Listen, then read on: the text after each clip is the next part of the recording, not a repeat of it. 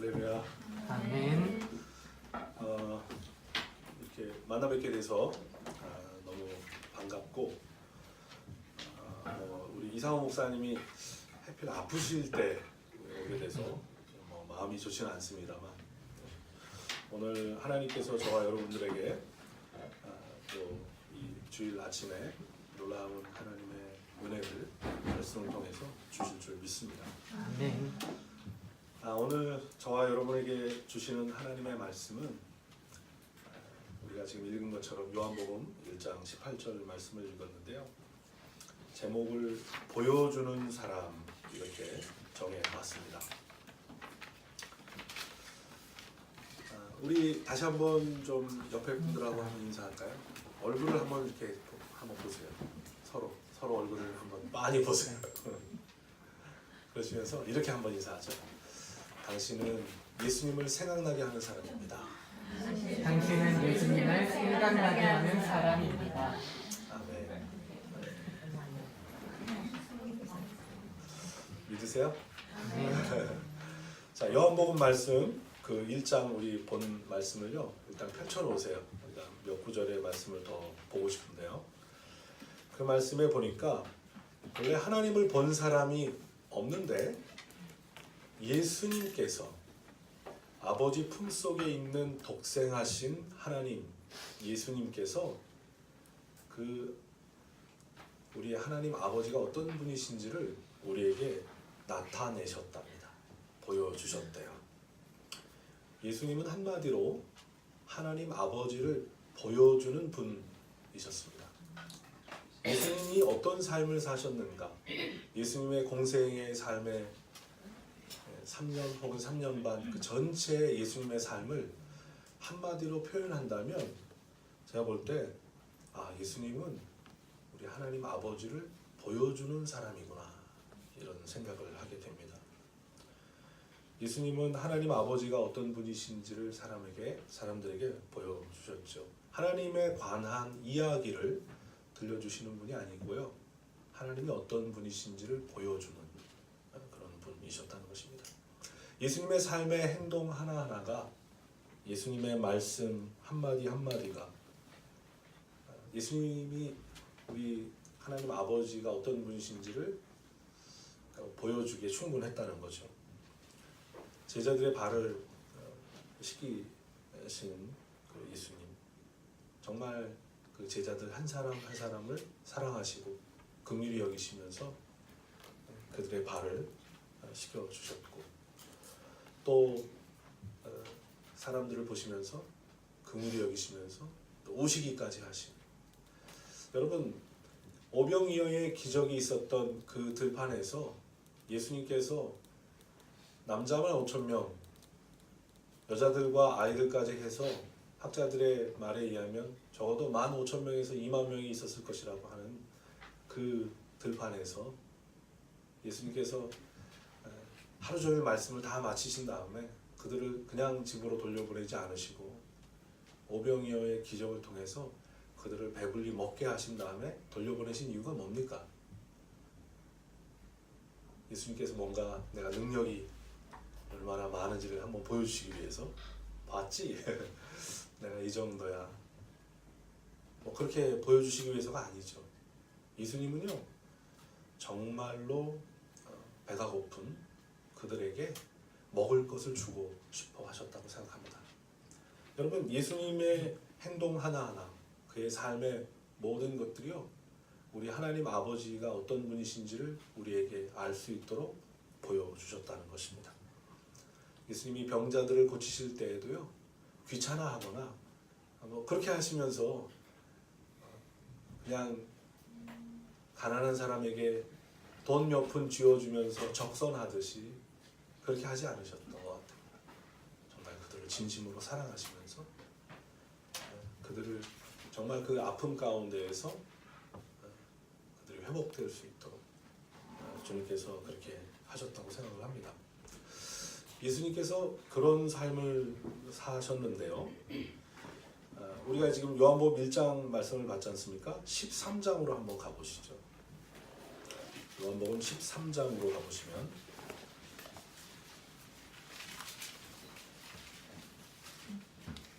12절부터 15절까지, 요한복음 13장 12절부터 15절까지 우리가 같이 한번 읽겠습니다. 시작. 그들의 발을 씻으신 후에 옷을 입으시고 다시 앉아 그들에게 이르시되 내가 너희에게 행한 것을 너희가 아느냐? 너희가 나를 선생이라 또는 주라 하니 너희 말이 옳도다. 내가 그러하다. 내가 주와 또는 선생이 되어 너희 발을 씻었으니 너희도 서로 발을 씻어주는 것이 옳으니라. 내가 너희에게 행한 것 같이 너희도 행하게 하려 하여 오늘 보였노라. 여러분, 예수님께서 이 땅에 오신 이유가 뭡니까? 하나님 아버지의 일을 행하기 위해서 오셨습니다. 우리의 죄를 용서하시고 우리를 구원하기 위해서 오셨고요. 마귀의 일을 멸하려고 오셨습니다. 예수님이 이 세상에 오신 또 하나의 이유가 있다면요. 그것은 우리가 어떻게 살아야 할지 우리에게 모델이 되어주시기 위해서 오신 것입니다. 그래서 예수님께서 행하신 이러한 귀한 삶의 모습들을 우리가 닮아서 예수님처럼 그렇게 살아가기를 예수님께서 우리에게 원하신다는 것이죠. 내가 행한 것 같이 너희도 그렇게 하기를 원한다는 거예요. 여러분, 그런 면에서 예수님이 공생의 삶을 사시면서요, 예수님의 공생의 대부분의 삶의 시간들을 뭘 위해서 쓰셨는지 아세요? 바로 제자들과 함께 공동생활 하시면서 그들에게 복음을 전하러 가실 때에도, 여러 도시로 여행을 하실 때에도요, 제자들과 함께 하셨고, 제자들이 예수님과 늘 함께 했기 때문에 예수님이 뭘 잡수시고 사람들을 만나서 어떤 대화를 나누시고 그들을 어떻게 사랑하시고 또는 예수님이 하나님 아버지 앞에 어떻게 기도하시고 이런 모든 것을, 심지어는 말투나 걸음걸이까지도 너무 잘 알 정도로 예수님이 제자들과 함께 하면서 제자들을 키워내는 일에 예수님의 삶의 거의 모든 시간을 보내신 거죠. 이게 얼마나 중요한 것인지. 왜냐하면 예수님께서 어떤 면에서는 이 세상에 오실 때에 인간의 몸을 입으시고 인카네이션, 성육신 하셔서 이 땅에 오실 때에 예수님께서 가지고 계셨던 사명이 두 가지가 있었던 것 같아요. 하나는 우리의 모든 죄를 용서하시고 우리를 구원하시기 위해서 십자가에 달려서 돌아가시기까지 하나님 아버지 앞에 순종하시면서 우리를 위한 속죄의 어린 양이 되시는 것, 그것이 예수님의 아주 중요한 사명이었다고 한다면, 또 하나의 사명이 있었는데요. 그건 뭐냐면 바로 제자들을 키워내는 것이죠. 그래서 나와 똑같이 겸손하게 또 사람들을 사랑하면서 하나님의 뜻대로 살아가는, 내가 하나님 아버지가 어떤 분이신지를 보여주는 사람으로서 살았던 것처럼 우리 하나님 아버지가 어떤 분이신지를 세상 가운데 보여줄 수 있는 그런 사람들을 주님께서 키워내시는 일을 하셨던 것 같아요. 여러분, 요한복음 14장으로 가볼까요? 요한복음 14장 12절. 요한복음 14장 12절 같이 읽죠. 시작. 내가 진실로 진실로 너희에게 이르노니 나를 믿는 자는 내가 하는 일을 그도 할 것이요 또한 그보다 큰 일도 하리니 이는 내가 아버지께로 감이라. 여러분, 누가 예수님을 믿는 자입니까? 누가 예수님을 믿는 사람입니까? 이 말씀에서는요, 뭐라고 얘기하고 있죠? 나를 믿는다라고 한다면, 나를 믿는 자는 나의 하는 일을 그도 한다라고 말씀하십니다.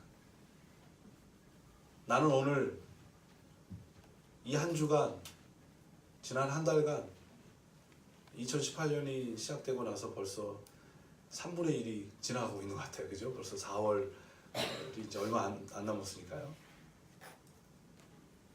2018년 이 새로운 한 해가 시작되고 나서 지금까지 한 4달 동안, 지난 1년간 내가 예수님을 믿고 인격적으로 영접하고 나서 지금까지 나는 정말 주님을 믿는 삶을 살아왔는가? 다시 얘기하면 나는 어떤 일을 했는가? 예수님이 하신 일을 하면서 내가 살아왔는가? 적어도 내가 모든 상황 속에서 주님이라면 어떻게 하기 원하실까? 주님이 하셨을 만한 일을 내가 결정하고 내가 그렇게 순종했는가? 그게 중요해요. 왜냐하면 이 말씀 그대로 우리가 우리 주님 예수 그리스도를 믿는다라고 한다면 예수님이 하신 일을 우리도 하는 사람들이거든요. 예수님과 상관없는 일들에 바쁘고 아주 우리가 주님과 관계된 일들을 하는 것 같지만 예수님이 하신 그 일을 하지 않는다면 우리는 어쩌면 주님과 상관없는 사람일지도 모르겠어요. 근데 더 놀라운 이야기를 하고 계시는데요. 그것보다도 내가 한 일보다도 더 큰 일을 할 것이라고 그렇게까지 말씀하십니다. 요한복음 20장으로 가볼까요? 요한복음 20장 21절 말씀 보겠습니다. 요한복음 20장 21절 다 같이 읽죠. 시작. 예수께서 또 이르시되 너희에게 평강이 있을지어다. 아버지께서 나를 보내신 것 같이 나도 너희를 보내노라. 여러분, 이 말씀은 예수님께서 언제 하신 말씀이죠? 십자가에 달려 돌아가시고 나서 부활하신 다음에 승천하시기 전에. 여러분, 사람들이요, 우리의 인생을 살아갈 때에 우리의 인생이 사실 그렇게 긴 것 같지 않아요. 성경은 우리의 인생이 70이고 강건하면 80이라고 이야기하는데 어떤 면에서는 화살과 같이 날아간다고 하는 우리의 인생이. 여러분, 저와 여러분들이요 말이죠. 우리의 인생의 삶이 이제 얼마 남지 않았다라고 하는 것을 알게 되었을 때, 저희 그 아내의 외삼촌 되시는 분이 세 분 정도가 이제 계시는데요. 그 중에 이제 둘째 외삼촌께서 한 3년 전에 정말 건강하신 분이셨는데요. 어느 날 좀 속이 불편하다. 근데 이분은 평소에 너무 건강하시고 건강한 어떤 면에서는 자신하셨기 때문에 평소에 정기적으로 건강 검진을 받으러 병원에 가시거나 그런 일이 없으셨어요. 귀찮아하시고 그런 걸 별로 좋아하지 않으셔가지고 자신만만해하시고. 그런데 어느 날부터 좀 불편하다, 속이 불편하다, 왜 이러지? 소화도 잘 안 되고.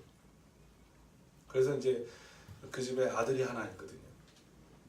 아들이 가자고 졸라가지고 드디어 이제 병원에 가서 검사를 했는데 췌장암 말기라는 거예요. 이제 내 인생의 시간이 얼마 남지 않았구나. 이걸 깨닫게 되고 나서 병원에 입원을 해가지고요 치료를 받는데 이제 내 인생이 2달일지 3달일지 모르는 이 이제 짧은 나의 남은 시간을 이렇게 병원에 누워서 지낼 수 없다라고 생각을 하셨어요. 그래서 아들을 불렀어요. 아들아, 내가 내 남은 삶을 이 병원 중환자실에 누워있고 싶지 않다. 집으로 가자. 아들아, 내가 가만히 생각해보니까 너하고 아무것도 좋은 추억을 많이 쌓지 못한 것 같아. 내가 너하고 같이 여행을 하고 싶다. 그래요, 아버지? 알았어요. 그래서 이제 여행을 하기로 했어요. 근데 안타깝게도 너무 상태가 이제 악화되면서 결국 퇴원하지도 못했고 여행을 가지도 못했어요. 여러분, 우리가 인생의 시간이 이제 얼마 남지 않았다라고 하는 것을 우리가 깨닫게 됐을 때, 그때 사람들은 보통 뭘 하는지 아세요? 가장 사랑하는 사람들을 만나고 싶어 합니다. 군대 가 있는 내 아들이 보고 싶구나.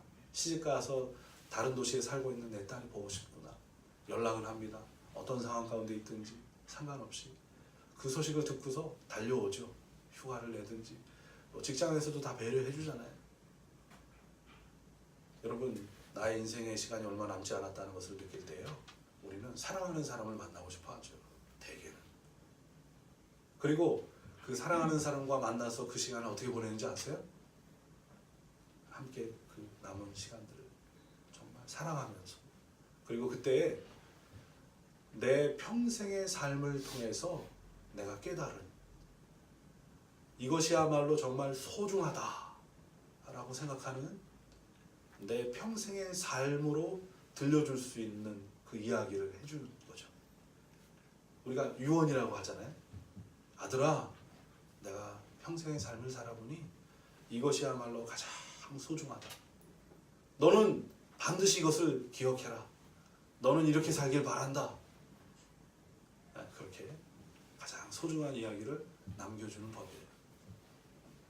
여러분, 바로 요한복음 20장 21절 말씀이 바로 그런 말씀이에요. 예수님이 이 땅에서 이제 승천하시기 전에 얼마 남지 않은 이 땅에서의 시간을 그가 알고 계셨어요. 부활하신 다음에 그가 이제 얼마 남지 않은 이 땅에서의 시간을 그래서 가장 소중한 사람들을 만나고 싶으셨습니다. 그래서 제자들에게 찾아오시고 여러 차례 제자들과 만나셨죠. 그리고 그 제자들에게 무슨 말씀을 하셨습니까? 예수님의 모든 삶으로 그들에게 가르쳐주고 싶었고 알려주고 싶었고 정말 남겨주고 싶은 그 주님의 가장 귀중하다고 생각하는 그 이야기를 이제 제자들에게 들려주시는 거예요. 아버지께서 나를 보내신 것 같이 나도 너희를 보낸다. 무엇을 위해서요? 하나님 아버지가 어떤 분이신지를 보여주는 삶을 살도록 우리 각 사람을, 우리 한 사람 한 사람을 주님께서 우리의 부르심의 자리로 이끌어 가시는 것입니다. 우리의 약속의 땅으로 보내시는 것이에요. 어떤 방식으로? 아버지께서 나를 보내신 것 같이 나도 너희를 보낸다고 말씀하세요. 여러분, 우리가 주님께서 보내시는 부르심의 자리로 나아가서 우리가 하나님 아버지가 어떤 분이신지를 보여주는 삶을 살도록 주님이 우리를 보내신다는 거죠. 여러분, 바로 이러한 말씀을 예를 들면 마가복음 16장 15절, 마가복음에서는 너희는 온 천하에 다니며 만민에게 복음을 전파하라 이렇게 말씀하기도 하셨고, 마태복음 28장에 보니까 아버지와 아들과 성령의 이름으로 세례를 주고 내가 너희에게 분부한 모든 것을 가르쳐 지키게 하면서 제자를 삼으라고 그렇게 말씀하셨습니다. 그래서 우리가 특별히 그 마태복음의 28장의 그 말씀을 지상 대명령 그렇게 말하기도 하는데요. 가장 중요한 그 유언이다 이 말이죠. 우리에게 남겨주신 같은 말이에요 이게. 여러분, 우리는 어떤 삶을 지금 살고 있습니까? 성경에서 바로 이러한 그 삶을 보여주는 하나의 사례를 좀 찾아보고 싶은데요. 창세기로 한번 가볼까요? 창세기로. 창세기 37장으로 가보겠습니다. 창세기 37장에는 누구의 이야기가 시작이 되냐면 요셉이라고 하는 야곱의 12아들 중에 요셉이라고 하는 사람의 이야기가 시작이 됩니다. 창세기 37장 28절을 먼저 보겠습니다. 창세기 37장 28절 같이 읽어볼까요? 그때 미디안 사람 상인들이 지나가고 있는지라 형들이 요셉을 구덩이에서 끌어올리고 은 20에 그를 이스마엘 사람들에게 팔매 그 상인들이 요셉을 데리고 애굽으로 갔더라. 우리가 잘 아는 것처럼 요셉이 상인들에게 팔립니다. 이제 28절 말씀을 보니까 미디안 사람 상인들이라고 이야기하고 또 중간에 보니까 이스마엘 사람들이라고도 쓰여 있어요. 사실 미디안 사람들하고 이스마엘 사람들은 좀 다른 사람들인데요. 뭐라 그럴까요? 이 두 족속의 사람들이 함께 이렇게 동업을 하는 것 같아요. 그래서 앞부분에는 미디안 사람 상인들이라고 써 있고 뒷부분에는 이스마엘 사람들이라고 돼 있어요. 어쨌든 같은 무리입니다. 형들에 의해서 요셉이 팔렸습니다. 자, 그리고 나서 또 37장에 36절 가보실래요? 자, 같이 읽죠. 시작. 그 미디안 사람들은 그를 애굽에서 바로의 신하 친위대장 보디발에게 팔았더라. 그 미디안 사람들, 그 이스마엘 사람들이요, 그 상인들이 여러 나라를 왔다 갔다 하면서 무역을 하는 그들이 이제 이스라엘 지역에서 요셉을 돈을 주고 산 다음에 그를 데리고 애굽에 가서 팔았답니다. 누구에게요? 보디발이라고 하는 장군에게, 친위대장 보디발에게 팔았대요. 애굽 사람 보디발에게. 자, 그리고 39장으로 넘어가보세요. 38장을 뛰어넘어서 39장으로 가보세요. 자, 39장 1절 보시면 요셉이 이끌려 애굽에 내려가매 바로의 신하 친위대장 애굽 사람 보디발이 그를 그리로 데려간 이스마엘 사람의 손에서 요셉을 사니라. 이렇게 돼 있죠. 자, 창세기 37장 36절에서 그를 애굽에서 바로의 신하 친위대장 보디발에게 팔았더라. 이렇게 얘기한 다음에 38장을 뛰어넘어서 39장 1절로 가니까 친위대장 보디발이 그를 그 이스마엘 사람들의 손에서 샀다. 시점만 바뀌었지 얘기가 연결되고 있잖아요. 그죠? 자, 어떤 면에서는 창세기 38장은 없어도 이야기가 돼요. 그러니까 창세기 37장에서 바로 창세기 39장으로 자연스럽게 연결이 되거든요. 지금. 근데 왜 38장이 창세기 38장이 그 사이에 딱 끼어 있을까요? 이유가 있겠죠. 이제 사실은 이것을 우리가 어떻게 이제 이해할 수 있는 거냐면요. 유대인의 문학 양식 중에 이게 한 방법인데요. 요셉이라고 하는 사람의 삶을 우리에게 뭔가 말해주고 싶은 거예요, 지금. 그래서 창세기 37장에 요셉을 소개하더니 요셉의 삶이 이제 본격적으로 어떤 삶을 살았는지를 39장에서 소개하는데요. 근데 그러한 요셉이 살았던 그 삶에 우리가 좀 더 집중해서 우리가 좀 더 그 요셉의 삶을 잘 이해할 수 있도록 요셉의 삶을 좀 더 돋보이게 해주기 위해서 중간에 엉뚱한 사람, 거기는 사실은 유다의 이야기가 들어있거든요. 유다의 이야기를 딱 끼워 넣으면서 이걸 비교하고 있는 것입니다. 이게 이제 유대 문학의 어떤 양식들 중에 한 방법이에요. 강조하기 위해서 그 이야기 사이에 전혀 다른 이야기 같아 보이는 것을 끼워 넣어서요, 비교하는 것입니다. 자, 그러면은 우리가 창세기 38장과 39장을 한번 비교해 보죠. 창세기 38장 1절로 가보세요. 창세기 38장 1절 2절을 읽겠습니다. 시작. 그 후에 유다가 자기 형제들로부터 떠나 내려가서 아둘람 사람 히라와 가까이 하니라. 유다가 거기서 가나안 사람 수아라 하는 자의 딸을 보고 그를 데리고 동침하니. 이렇게 말하고 있습니다. 이제는 다시 39장으로 가볼까요? 39장 1절 2절 말씀을 읽겠습니다. 시작. 요셉이 이끌려 애굽에 내려가매 바로의 신하 친위대장 애굽 사람 보디발이 그를 그리로 데려간 이스마엘 사람의 손에서 요셉을 사니라. 여호와께서 요셉과 함께 하심으로 그가 형통한 자가 되어 그의 주인 애굽 사람의 집에 있으니. 여러분, 38장의 시작과 39장의 시작이 비슷해요. 거의 그 같은 그 시기에 야곱의 아들들 중에서 유다라고 하는 아들이 38장에서 자기 아버지의 집을 떠납니다.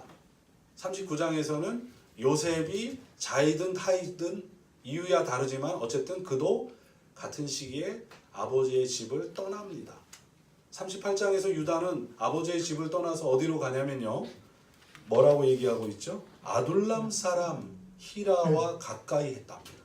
아둘람 사람들이 살고 있는 이방 족속의 지역 안으로 들어간 거예요. 39장에서 요셉은요. 그도 역시 애굽 사람이라고 하는 이방 사람들의 지역으로 가게 된 거예요. 비슷하죠? 이걸 쓴 이 성경을 기록한 이 사람이 무엇을 우리에게 말하고 싶은지를 한번 보세요. 자, 그 다음에 2절 말씀을 보니까 38장에 유다가 바로 그러한 아버지의 집을 떠나서 이방 족속들 안에 들어가서 살면서 무엇을 하면서 어떻게 살았다고요? 거기서 가나안 사람 수아라고 하는 그러한 사람의 딸을 봤는데 너무 마음에 드는 거예요. 그래서 어떻게 했다고요? 동침했답니다. 지금 유다는 정욕이 이끄는 삶을 살고 있는 거예요. 자기의 눈에 보기에 옳은 대로 행하는 삶. 나는 이렇게 하고 싶어. 나는 저렇게 하고 싶어. 정욕이 이끄는 삶을 살고 있는 것입니다.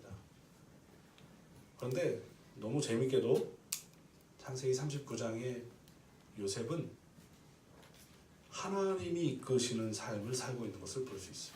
2절 말씀에 하나님이 여호와께서 요셉과 함께 하심으로 그가 형통한 자가 되어 그의 주인의 집에 있었다라고 이야기를 합니다. 유다가 왜 아버지의 집을 떠났을까요? 어떤 면에서는 유다는 자기 스스로 생각할 때에 내가 이 아버지 집에 더 있으면 안 되겠구나. 뭔가 위협을 느꼈던 것 같아요. 왜냐하면 형제들이 요셉을 시기해서 죽이려고 할 때에 우리 죽이지는 말자 하고 그걸 말렸던 사람이 유다였거든요. 그래서 죽이지는 않았지만 형제들이 같이 요셉을 팔아버리고 그리고 나서 이제 집에 돌아갈 생각을 하니까 왜 요셉이 안 왔니? 요셉은 어디 갔냐? 아버지가 물으실 때 뭐라고 대답을 하지? 죽었다고 하자. 죽었다고.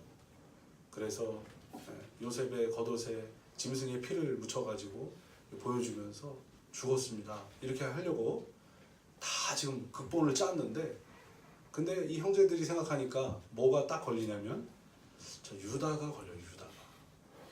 요셉을 죽이지 못하게 막았었고 뭔가 요셉의 편을 들었던 휴머니스트 유다가 걸리는 거예요.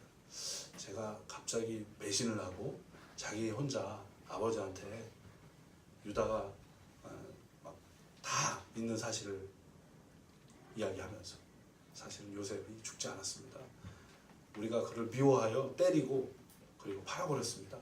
뭐 이렇게 얘기하면 안 될 것 같으니까 그러니까 아마 형제들이 유다를 보는 눈빛이 달랐던 것 같아요. 그러니까 유다 입장에서는요 어떤 면에서 자기가 살고자 도망친 거예요. 인간적인 방법으로 인간적인 생각으로 자기가 옳다고 여기는 일들을 하는 사람이었어요.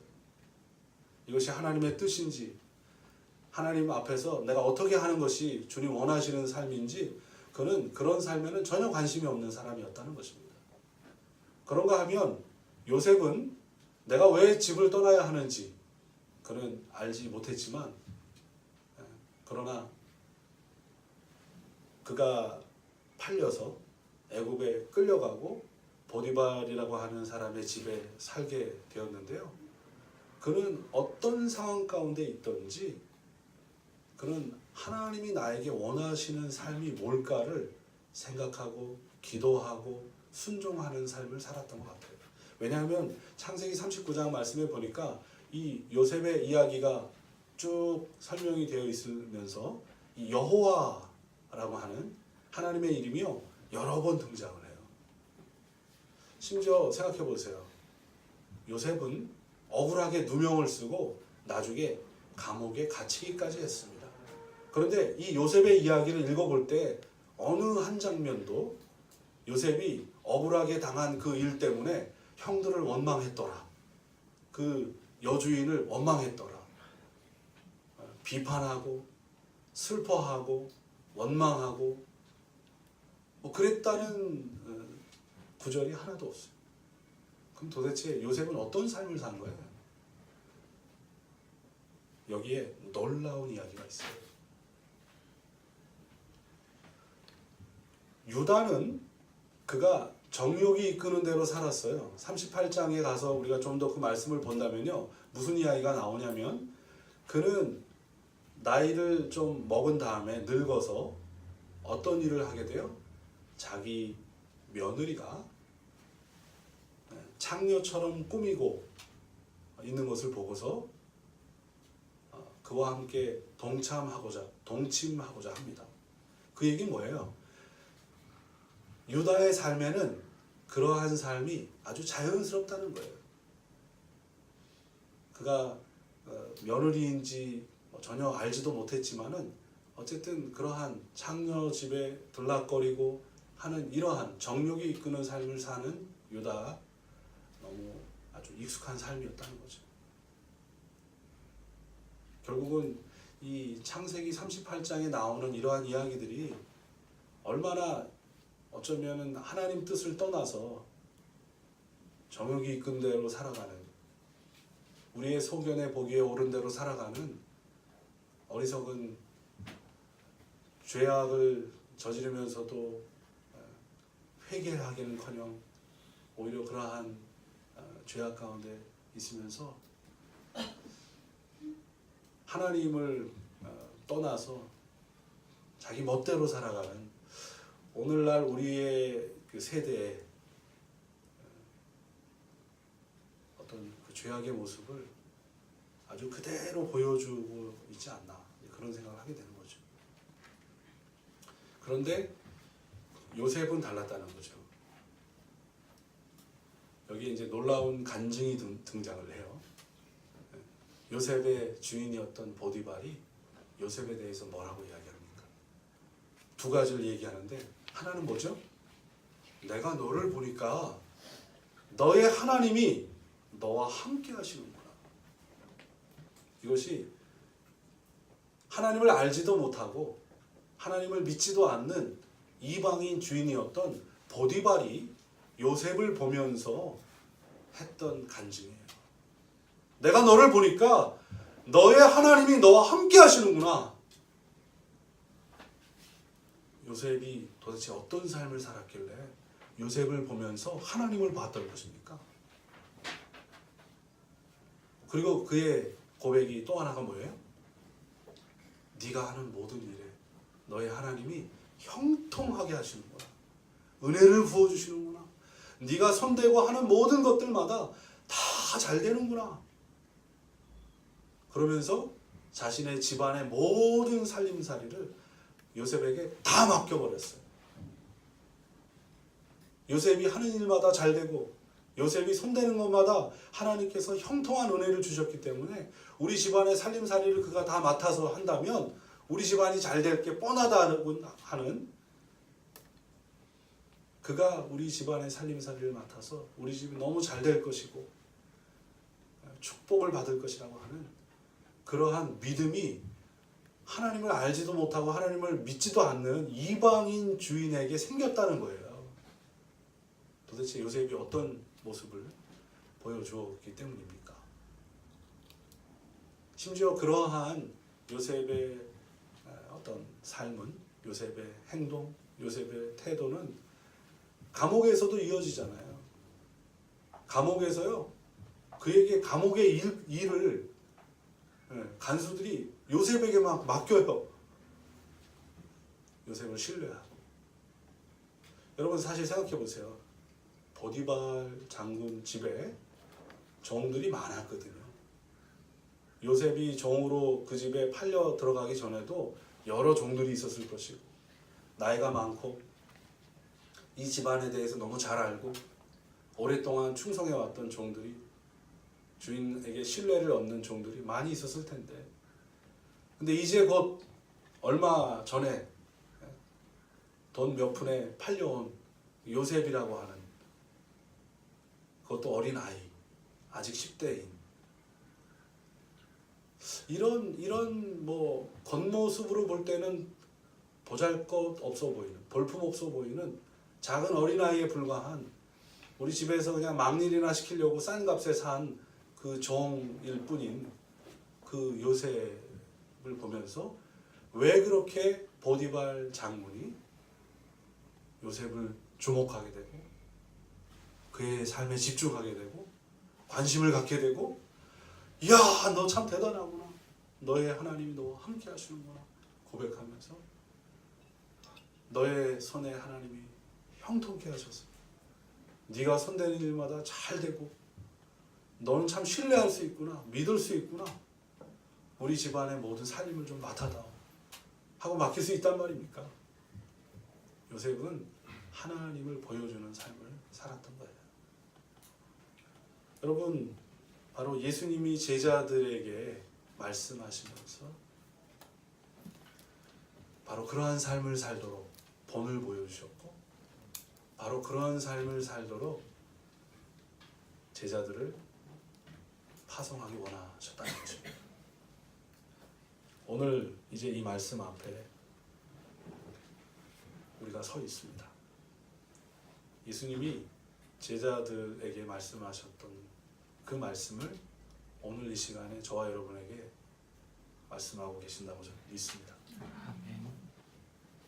아버지께서 나를 보내신 것처럼 나도 너희를 보내노라.